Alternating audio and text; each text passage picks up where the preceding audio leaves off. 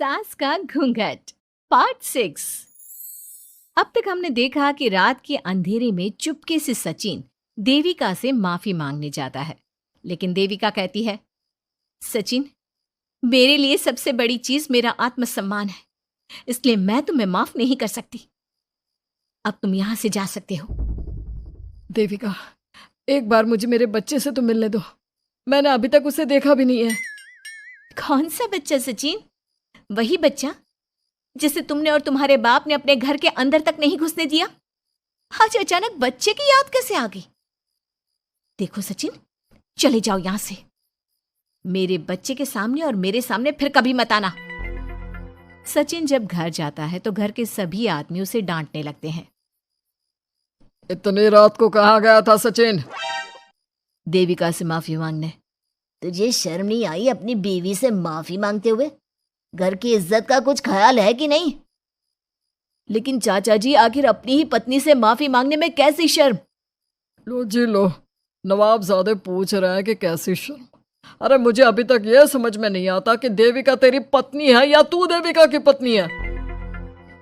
जीजा जी, पति पत्नी एक समान होते हैं और माफी मांगने से कोई छोटा बड़ा नहीं होता। काश मैंने पहले अपनी पत्नी का साथ दिया होता। आज मैं आखिरी बार आपको समझा रहा हूं कि आप सब भी अपनी पत्नियों से माफी मांग लो। देविका ने तो मुझे माफ नहीं किया, शायद माँ, चाची, भाभी और दीदी ही आप सबको माफ कर दे। सचिन सभी को समझाने की बहुत कोशिश करता है, लेकिन कोई भी उसकी बात नहीं सुनता।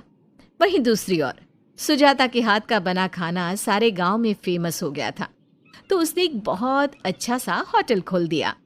देविका, मैं चाहती हूँ मेरे होटल की सबसे पहली ग्राहक तुम ही हो, क्योंकि तुम्हारी वजह से ही आज मैं अपना खुद का होटल खोल पाई हूँ। क्यों नहीं भाभी? लेकिन भाभी, आपको अब अपने होटल में ना सिर्फ इंडियन खाना बनाना है, बल्कि इटालियन, चाइनीज और फ्रेंच खाना भी बनाना होगा। सुजाता सभी औरतों को अपने होटल का खाना खिलाती है। खाना खाने के बाद कम्मो कहती है, अरे बहू, इतना अच्छा खाना तो मैं भी नहीं बना सकती।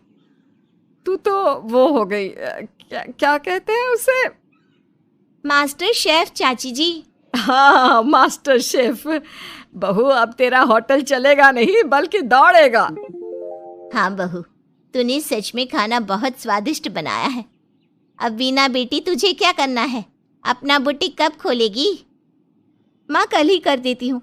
दुकान और सिलाई मशीनों का सारा काम हो गया है और वर्कर भी आ जाएंगे। तो ठीक है, फिर अच्छे काम के लिए देर नहीं करनी चाहिए। देविका, मैं चाहती हूँ कि मेरी दुकान का इनॉग्रेशन तुम करो। आखिर तुम्हारी वजह से तो मेरा बुटीक खुल रहा है। अगले दिन वीना भी अपना बुटीक खोल लेती है। उसका बुटीक भी चलने लगता है। माँ, आजकल ना कस्टमर ज़्यादा हो गए हैं। बुटीक में जो वर्कर है वो वर्कर कम पड़ रहे हैं। मुझे और वर्कर की ज़रूरत है। बेटी, गांव में तो तुझे कोई मिलने से रहा। अच्छे वर्कर तो शहर से ही मिलेंगे। हमें भी कुछ लोगों की ज़रूरत है जो हमारे बर्तन शहर ले जाकर बेच सके। देविका बहू, अब तू ही कुछ कर। ठीक है माँ जी, मैं अपने पापा से बात करती हूँ। वो अखबार में इश्तेहार दे देंगे तो कई वर्कर आ जाएंगे। कम्मो और विमला के बनाए बर्तन भी दूर दूर तक बिकने लगे। सभी औरतें देखते ही देखते बहुत फेमस हो गई। अब देविका ने गांव में अपना स्कूल भी खोल लिया। सभी गांव की लड़कियां स्कूल जाने लगी।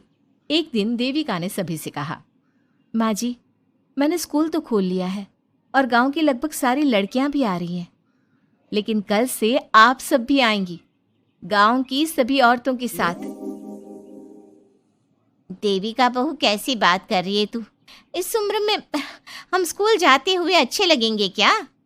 माँ जी, पढ़ने की कोई उम्र नहीं होती और आप सबको मैंने कितना कुछ तो सिखा दिया है।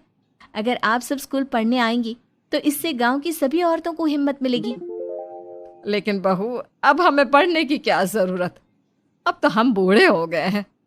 चाची जी, जरूरत है पढ़ने की, और पढ़ने की कोई उम्र नहीं होती। अब देविका लड़कियों को पढ़ाने के साथ साथ गांव की औरतों की शिक्षा पर भी ध्यान देने लगी। कुछ दिन में घर की सभी औरतों के बारे में राज्य के बड़े बड़े मंत्रियों को पता चला और वो सीधा उनके गांव उनसे मिलने पहुंचे। देविका जी, आपकी वजह से पूरे गांव का नाम रोशन हो गया है। जगह जगह आपके घर की सभी औरतों की तारीफ हो रही है। हाँ देविका जी, आप सभी के बारे में सुनकर हम अपने आप को रोक नहीं पाए और आपसे मिलने आ गए। देविका जी, हम आपको और आपके घर की सभी औरतों को सम्मानित करना चाहते हैं और आपके स्कूल के लिए डोनेशन भी देना चाहते हैं। इस तरह मंत्री और गांव के सभी लोग देविका के साथ साथ उसके घर की सभी औरतों को प्रतीक चिन्ह देकर, फूलों की माला पहनाकर और शॉल देकर सम्मानित करते हैं। इसके अलावा देविका के स्कूल के लिए भी बहुत पैसा देते हैं। जिस पंचायत ने देविका के खिलाफ फैसला सुनाया था, उस पंचायत को अपने फैसले पर आज पछतावा हो रहा था। उधर घर के आदमियों की हालत और भी खराब हो रही है। बापू, चाचा जी, अब सचिन ने आपको समझाया था कि सबसे माफी मांग लेते हैं, तब आपने हमारी बात नहीं सुनी। अब देखिए, सभी का राज्य में कितना नाम हो रहा है। खुद मंत्री जी उनको सम्मानित करने आए हैं। बापू, मोहन और सचिन ठीक कह रहे हैं। हमारी हालत तो दिन पे दिन खराब होती जा रही है। ना तो हम घर का कोई काम कर पा रहे हैं और ना ही बाहर का। तुम लोग ज़रूरी बात सबसे आखिर में बताते हो। ये बात तुम लोग पहले भी तो बता सकते थे। भैया, हमें सबसे माफ़ी मांगनी चाहिए और सबको यहाँ बुला कर लाना चाहिए। ठीक है, तुम सब यही चाहते हो तो चलो, आज ही घर की सभी औरतों को घर ले आते हैं। घर के सभी आदमी चल देते हैं सभी औरतों से माफ़ी मांगने के लिए। जैसे ही वो औरतों के पास पहुंचते हैं, सभी हैरान हो जाती हैं। कम्मो, ये सब यहाँ क्यों आए हैं? पता नहीं, लगता है आज फिर झगड़ा करने आए हैं हमसे। अगर आज कल्याण ने मुझे कुछ बोला तो इसे छोड़ूंगी नहीं मैं भी नहीं छोड़ूंगी मोहन जी को। ना इनका भरता बनाया तो मेरा नाम भी सुजाता नहीं। शांत रहो आप सब, देखने तो दो क्या कहते हैं। सभी आदमी अपनी अपनी पत्नियों से माफ़ी मांगते हुए कहते हैं, कम्मो, मुझे माफ़ कर दो, मैं तुम्हें घर ले जाने आया हूँ। तुम्हारे बिना घर बहुत सुना लगता है विमला, घर चलो। सुजाता, मैंने जो भी तुम्हारे साथ किया उसके लिए मैं बहुत शर्मिंदा हूँ। मुझे तुम्हारी और तुम्हारे हाथ के बने खाने की बहुत याद आती है। तुम मेरे साथ घर चलोगी ना? वीना, वो घर मेरा नहीं तुम्हारा है और मैं नहीं चाहता कि तुम मेरी वजह से अपना घर छोड़ दो। इसलिए अपने घर चलो और हम सबको माफ़ कर दो। अपने पतियों की इस तरह माफ़ी मांगने से सभी औरतें अपने पतियों को माफ़ करके उनके साथ जाने को तैयार हो जाती हैं। लेकिन देविका घर आने से मना कर देती है। सभी औरतें उसे समझाती है, देविका बहू, अब घर जाने में क्या दिक्कत है? मांग तो ली सबने माफ़ी। देख तो सचिन भी कितना शर्मिंदा है। हाँ बहू, हमारी लड़ाई तो यही थी कि ये हमसे माफ़ी मांगकर इज्जत के साथ घर ले जाए। अब घर चलने से तेरी शादी बच सकती है। चाची जी, मैं पहले भी बता चुकी हूँ, अब दोबारा से फिर कह रही हूँ, मेरे लिए शादी से बड़ा है आत्मसम्मान। आप लोगों की शादी आपकी मर्जी से नहीं हुई है, लेकिन मेरी शादी मेरी मर्जी से हुई है। इसलिए शायद आप लोगों को फ़र्क नहीं पड़ता कि आपके पति ने आपके साथ क्या किया, पर मुझे इस बात से बहुत फ़र्क पड़ता है कि मेरे पति ने मुझे अपने बराबर नहीं समझा और इसलिए मैं उसे माफ़ नहीं कर सकती। देविका, मैं अपने बर्ताव के लिए बहुत शर्मिंदा हूँ। तो जिंदगी भर शर्मिंदा रहना। और हाँ, आप सब इनके साथ जाना चाहती हैं तो जाइए, लेकिन मेरी एक बात हमेशा याद रखिएगा, शादी सिर्फ एक रस्म होती है।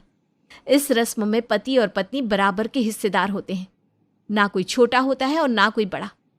इसलिए यदि आपका पति आपको सम्मान दे तो बदले में उसे सम्मान दो, नहीं तो वो जैसा करे आप भी वैसा ही करो। देविका सचिन के साथ नहीं जाती है और अपने बेटे के साथ वहीं रहने का फैसला करती है। अब वो न सिर्फ अपने गांव बल्कि हर जगह जाकर महिला शिक्षा और उनके अधिकारों का प्रचार करती है। हमारे प्यारे दर्शकों, हमें कमेंट करके ज़रूर बताएं कि देविका का ये फैसला आपको कैसा लगा और हमारी कहानी सास का घूंघट आपको कैसी लगी। इसी तरह की मज़ेदार कहानी सुनने के लिए हमारे चैनल को सब्सक्राइब ज़रूर करें।